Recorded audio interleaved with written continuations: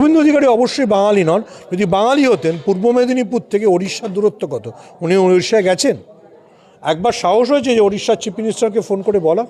ভারতীয় তো, বাঙালি তো। তো বাংলায় কি মানে মুসলমানদের বাদ দিয়ে বাংলা চলে নাকি? না ভারতবর্ষে মুসলমানদেরকে পেটানোর কথা বলা হয়েছে? বিজেপি একটা বাঙালি বিরোধী, বাংলা বিরোধী দল। এটা যতক্ষণ না যে বুঝতে পারবে, সে উন্মাদ। যেমন উন্মাদ হচ্ছে শুভেন্দু অধিকারী।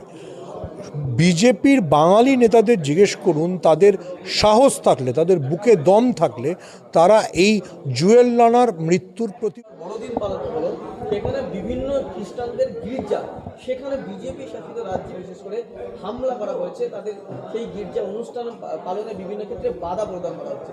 দেশের সংখ্যালঘুদের উপর অত্যাচার করছে আর বিদেশের সংখ্যালঘুদের উপর বিজেপি মায়া কান্না কাটছে। দেখুন, বাংলাদেশে যা হচ্ছে সেটা অত্যন্ত নিন্দনীয়। বাংলাদেশে হিন্দুদের উপর নির্যাতন ঠেকাতেও এখনও অবধি নরেন্দ্র মোদীর সরকার কোনো কার্যকরী পদক্ষেপ নেয়নি। আর আপনি যদি ভারতবর্ষে আসেন, আপনি কেন ভুলে যাচ্ছেন যে ওড়িশায় কারা গ্রাহাম স্টেন্সকে পুড়িয়ে মেরেছিল? যারা পুড়িয়ে মেরেছিল তাদের মধ্যে দারা সিং জেলে গিয়েছিল, কিন্তু পুড়িয়ে মারার পুরস্কার স্বরূপ প্রতাপ বজরঙ্গী সাংসদ হয়েছিলেন, 2019 থেকে 24 কেন্দ্রে মন্ত্রী ছিলেন। ফলে দেখুন, বিজেপি একদিকে বলবে 25শে ডিসেম্বর আমরা তুলসী পূজন করব, তারপর বিদেশ থেকে টাকা পাওয়ার আশায় নরেন্দ্র মোদী গিয়ে তুলসীর জায়গায় সান্তাক্লজের সামনে দাঁড়িয়ে যাবে। কিন্তু ততক্ষণে তো উনি তলায় যে সব ভক্তকুলকে ছেড়ে দিয়েছেন, সেই ভক্তকুল তো গুন্ডামি লুটপাটই করবে, পৃথিবীতে যা নিয়ম।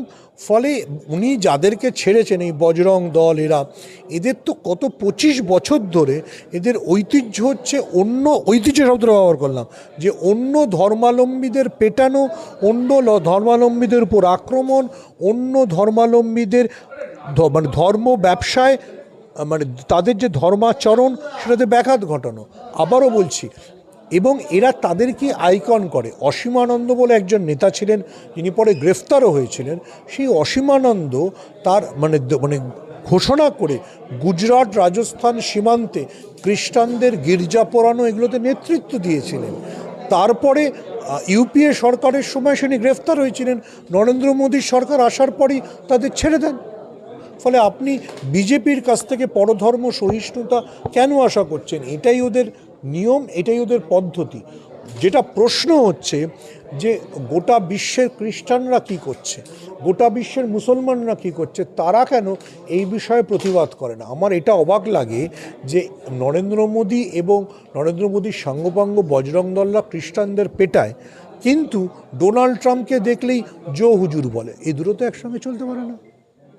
একটা বিষয় আমরা যেটা দেখেছি, বিজেপি শাসিত রাজ্যে বারবার বাঙালি পরিযায়ী শ্রমিকরা তারা সেখান থেকে লাশ হয়ে ফিরছে। এর আগে আমরা দেখেছিলাম হরিয়ানা থেকে সাবির মল্লিক, গতকালকে আমরা দেখলাম জুয়েল রানা। বিজেপি একটা বাঙালি বিরোধী, বাংলা বিরোধী দল। এটা যতক্ষণ না যে বুঝতে পারবে, সে উন্মাদ। যেমন উন্মাদ হচ্ছে শুভেন্দু অধিকারী। বিজেপির বাঙালি নেতাদের জিজ্ঞেস করুন, তাদের সাহস থাকলে, তাদের বুকে দম থাকলে তারা এই জুয়েল রানার মৃত্যুর প্রতিবাদ করুক। যদি প্রতিবাদ না করতে পারে, তাহলে আপনাকে বুঝে নিতে হবে যে তারা আসলে বাঙালিই নয়।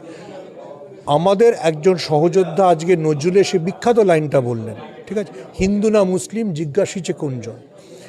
আপনার এই সময় হিন্দু মুসলিম জিজ্ঞাসার প্রশ্ন, বাঙালি শুনলেই, বাংলা ভাষায় কথা বললেই তাকে পেটানো হচ্ছে। এরপরে যদি বাঙালি 2026-এর নির্বাচনে কি হতে চলেছে বা কাদের ভোট দিতে হবে না বুঝতে পারে, তাহলে সেটা চরম দুর্ভাগ্য।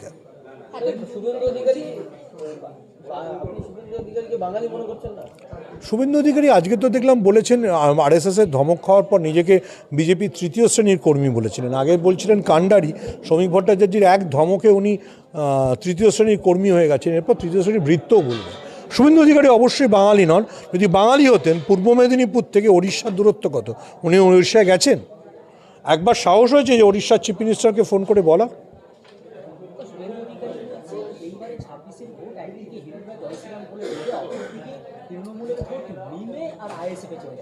তাহলে উনি মিম আর আইএসএফের দায়িত্ব নিয়েছেন নিশ্চয়ই। দেখুন, আমি তো বলতে পারবো না যে ফারদিনের ঘড়ি আমার, আমি বলতে পেরেছি কোনো দিন? তো বা শাকিরুলের ক্যামেরা আমার, তো উনি বলতে পারছেন কী করে? তার মানে নিশ্চয়ই উনি মিমকে স্পন্সর করেন। তা বাংলার মুসলমানদের বুঝে নিতে হবে যে মিম আসলে কাদের হয়ে লড়ছে। আপনি প্লিজ হুমায়ুন কবিরের কথা জিজ্ঞেস করবেন না, উনি আসলে হুমায়ুন কবির না, উনি আসলে হনুমান কবি, রাম ভক্ত, রোজ চিৎকার করছেন বিজেপির পয়সা পেয়েছেন বলে। শুভেন্দু তো হিন্দু নেতা, উনি কেন মুসলিম মূল্যে প্রতিবাদ করবেন? তো উনি ভারতীয়, তো বাঙালি, তো তো বাংলায় কি মানে মুসলমানদের বাদ দিয়ে বাংলা চলে নাকি? না ভারতবর্ষে মুসলমানদেরকে পেটানোর কথা বলা হয়েছে? এতদিন আমরা মসজিদের সামনে দেখেছি যে হিন্দুত্ববাদীদের দাঙ্গাবাজ বা দাঙ্গাদাগিরা, এবার দেখা গেল চার্চ থেকে শুরু করে চার্চ এইটা একটা পুরনো ইসরায়েলি মডেল। আপনারা যদি দেখেন জেরুজালেমেও আল আকসা মসজিদের সামনে একই জিনিস করা হয়, নিয়ে যাওয়া হয় মিছিল, চিৎকার করা হয়, স্লোগান দেওয়া হয়, সেই উত্তেজনা যেটা তৈরি হয় তাতে সেখান থেকে ভেতরে যারা ধর্মাচরণ করছেন তারা বেরিয়ে আসেন, তারা প্রতিবাদ করেন, তখনই দাঙ্গা শুরু হয়ে যায়। এই ইসরায়েলি মডেলটা এ দেশে আরএসএস নিয়ে এসছে। গির্জার সামনে নিয়ে যাও, মসজিদের সামনে নিয়ে যাও, রামনবমীর মিছিল করে গিয়ে ডাক পেটাও, যাতে উত্তেজিত হয়ে প্রতিবাদ হয়। শুভেন্দু বলছে যে 26-এ হিন্দুদের সরকার হবে। শুভেন্দু অধিকারীকে আগে বলুন যে গত যে 11 বছর যে ভারতবর্ষে হিন্দুদের রাষ্ট্র মানে সরকার আছে, সেই সরকার কতজন হিন্দুকে চাকরি দিয়েছে, এটা শুধু একটু বলতে বলুন। বলছি লাস্ট প্রশ্ন যেটা হচ্ছে, সুমন ভট্টাচার্য একজন হিন্দু ব্রাহ্মণ পরিবারের লোক, তাকে কোনোদিন বলতে হয় না আমি হিন্দু আমি ব্রাহ্মণ। শুভেন্দু অধিকারী প্রতিদিন বলে আমি হিন্দুর বাচ্চা, কেন? দেখুন, আমার পকেটে একটা হিন্দু দেবতার ছবিও আছে, এটা নিয়ে আমি পেট্রোল পাম্পে গেছিলাম তেলের দাম কমানোর জন্য। বললো যে মুসলমানও যা যে দামে তেল কেনে আপনাকেও সেই দামে তেল কিনতে হবে। এটা নিয়ে আমি গেছিলাম যে যদি সারের সময় আমার একটু সুবিধা হয়, আমার কোনো সুবিধা হয়নি। তাহলে ভারতবর্ষের সংবিধানে কোথায় হিন্দু আর মুসলমানকে আলাদা করা হয়েছে? ওনারা হিন্দুদের জন্য কতজনকে চাকরি দিয়েছে?